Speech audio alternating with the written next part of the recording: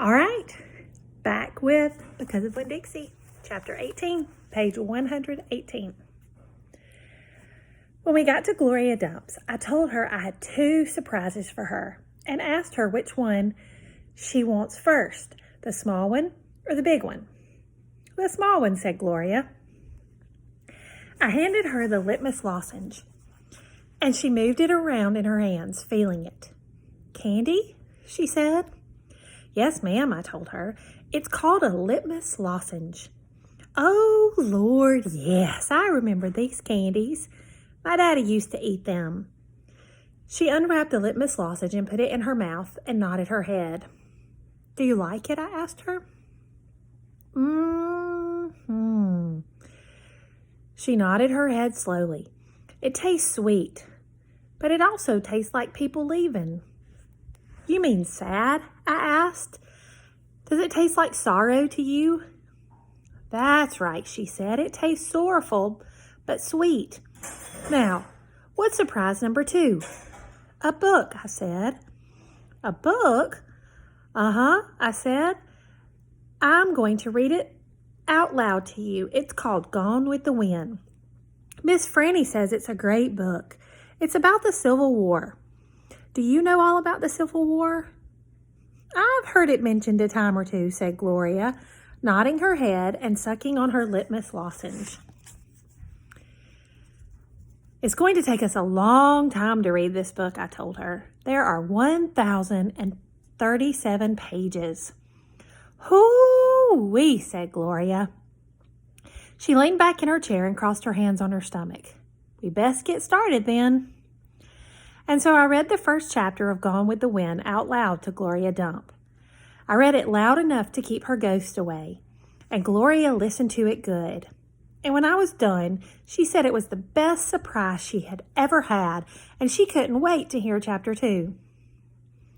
That night, I gave the preacher his litmus lozenge right before he kissed me goodnight.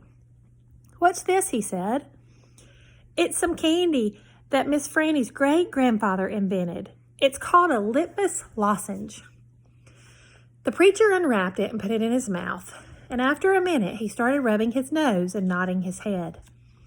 Do you like it? I asked him. It has a peculiar flavor. Root beer, I said. Something else. Strawberry?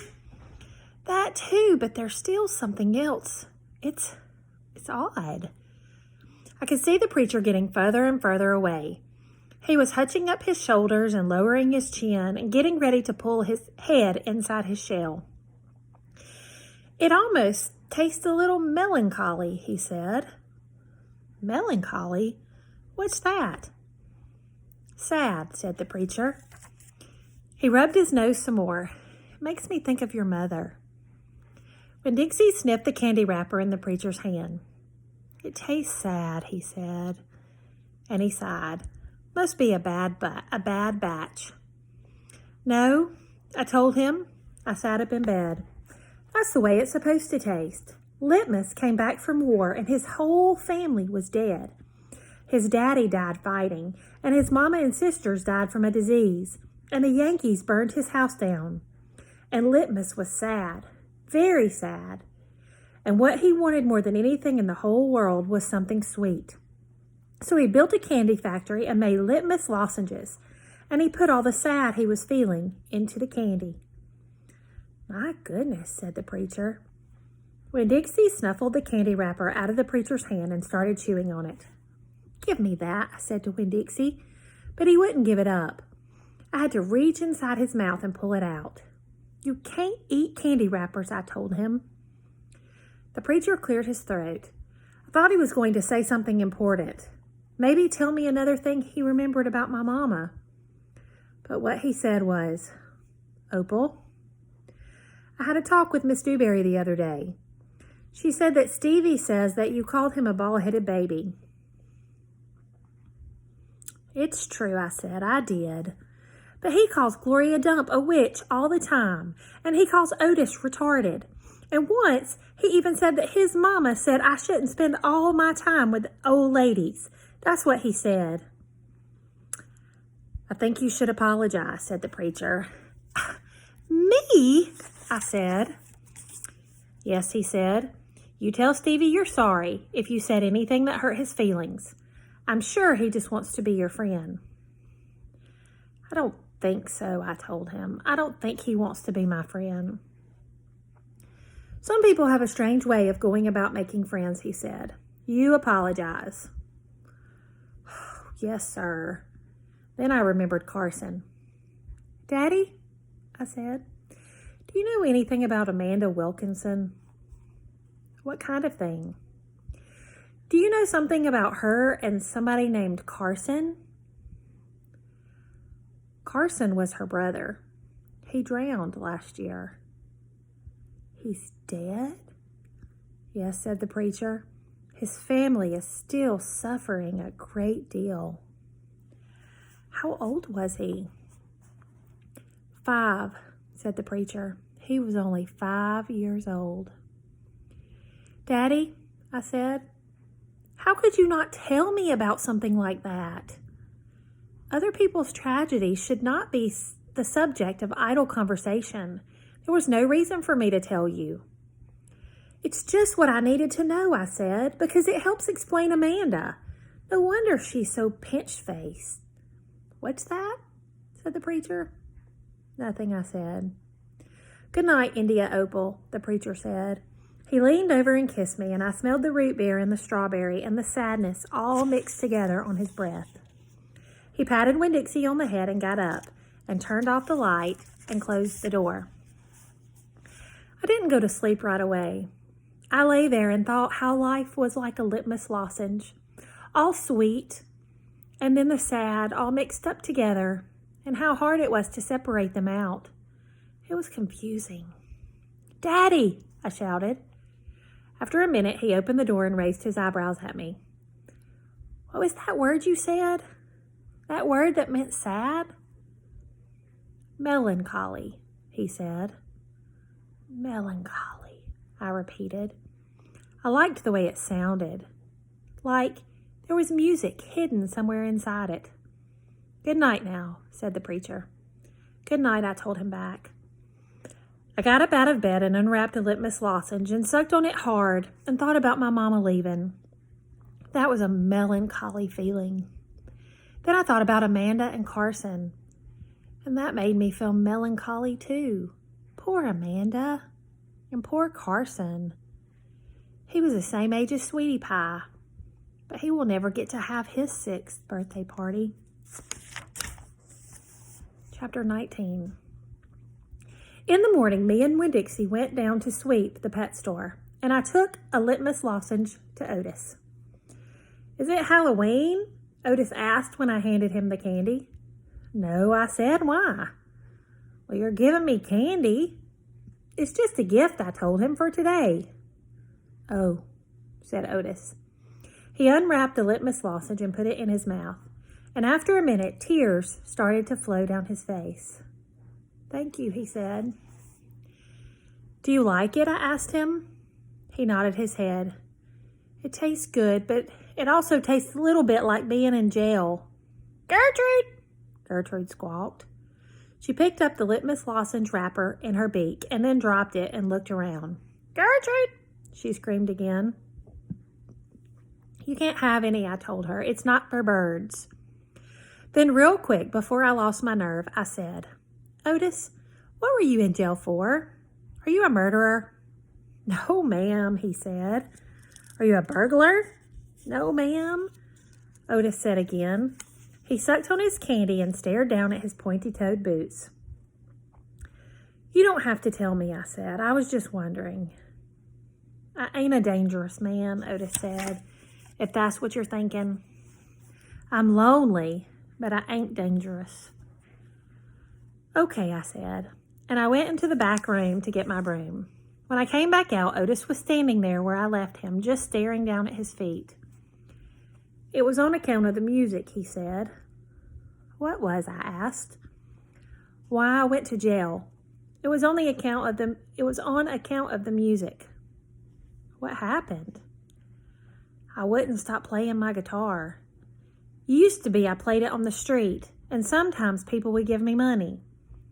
I didn't do it for the money. I did it because the music is better if someone is listening to it. Anyway, the police came, and they told me to stop it. They said how I was breaking the law, and the whole time they were talking to me, I went right on playing my music. And that made them mad.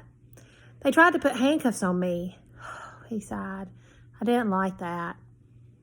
I wouldn't have been able to play my guitar with them things on. And then what happened, I asked him. I hit them, he whispered. You hit the police?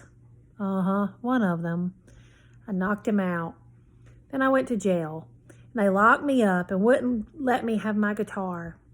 And when they finally let me out, they made me promise I would never play my guitar on the street again.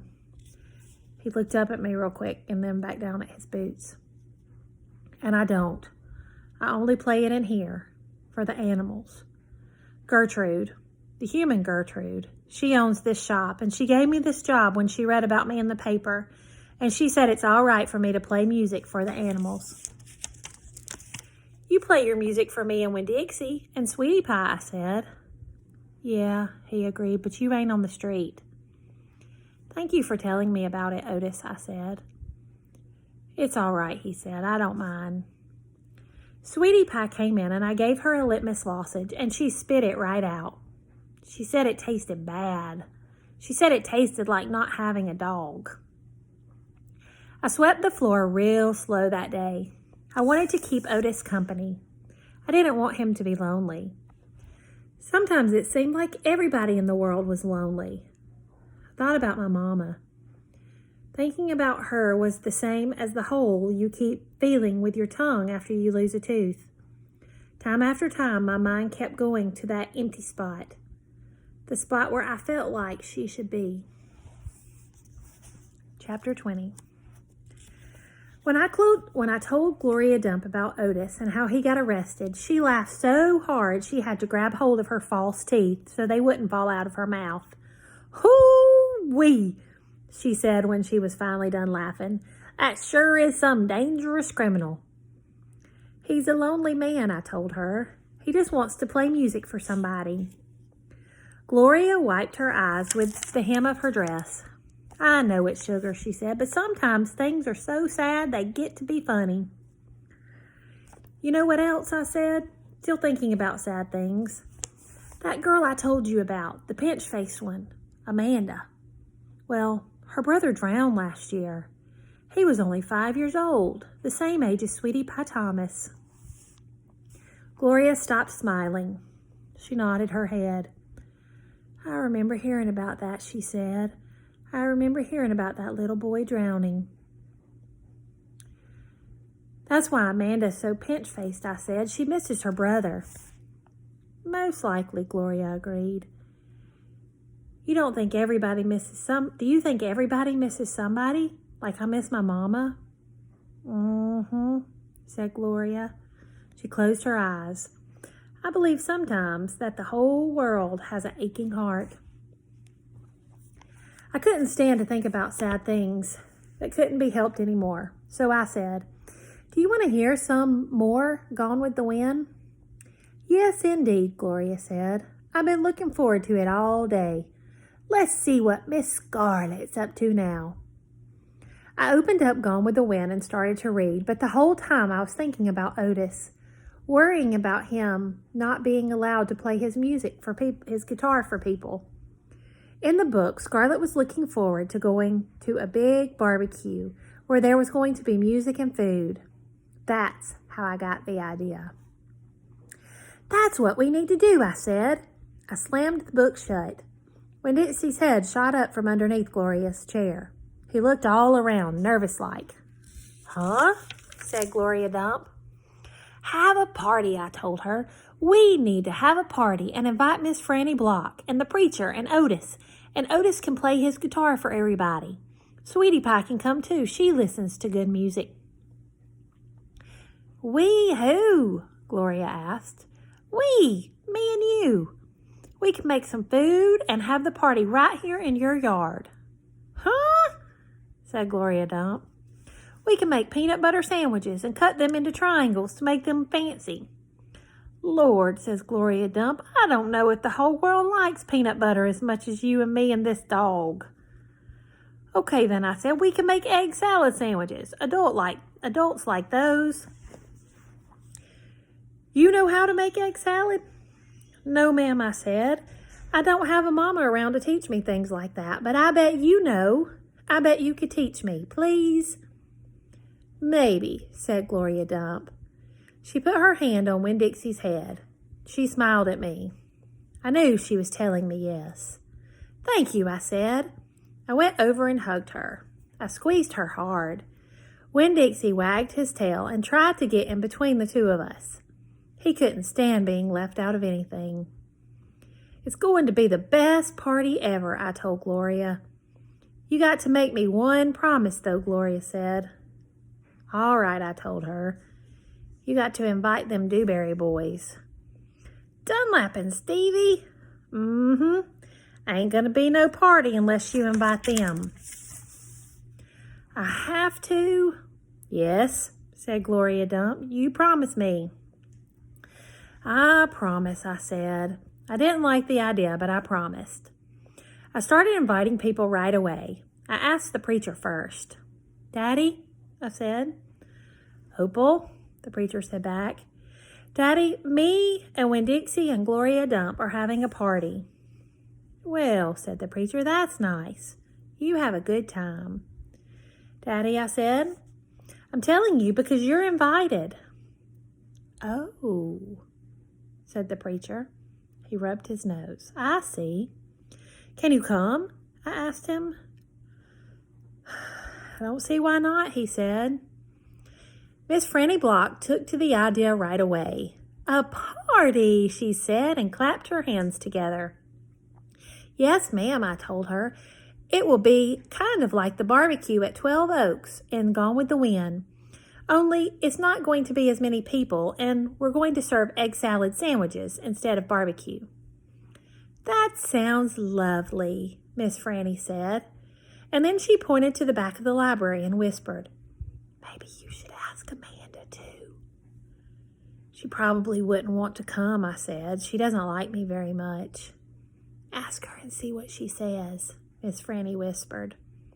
So I walked to the back of the library and I asked Amanda Wilkinson in my best manners voice to please come to my party. She looked around all nervous and stuff. A party? She said. Yes, I said. I sure would like it if you could come. She stared at me with her mouth open. Okay, she said after a minute. Yes, thank you. I would love to. And just like I promised Gloria, I asked the Dewberry boys. I ain't going to no party at a witch's house, Stevie said. Dunlap knocked Stevie with his elbow. We'll come, he said. We will not, said Stevie. That witch might cook us in her big old witch's pot. I don't care if you come or not, I told them. I'm just asking because I promised I would. We'll be there, said Dunlap, and he nodded at me and smiled. Sweetie Pie was very excited when I invited her. What's the theme, she asked. Well, there isn't one, I said. You got to think of a theme, she told me. She stuck her knuckle in her mouth and then pulled it back out. It ain't a party without a theme. Is this dog coming, she asked. She wrapped her arms around Winn-Dixie and squeezed him so hard that his eyes almost popped out of his head. Yes, I told her. Good, she said. You can make that the theme. It could be a dog party. I'll think about it, I told her. The last person I asked was Otis. I told him all about the party and that he was invited, and he said, no, thank you. Why not? I asked. I don't like parties, said Otis. Please, I begged. It won't be a party unless you come. I'll give you a whole free week of sweeping and arranging and dusting. If you come to the party, that's what I'll do. A whole week for free? Otis said, looking up at me. Yes, sir, I told him. But I don't have to talk to people, right? No, sir, I said, you don't. But bring your guitar. Maybe you could play us some music. Maybe, said Otis. He looked down at his boots again real quick, trying to hide his smile. "Thank you," I told him. "Thank you for deciding to come." And that is it.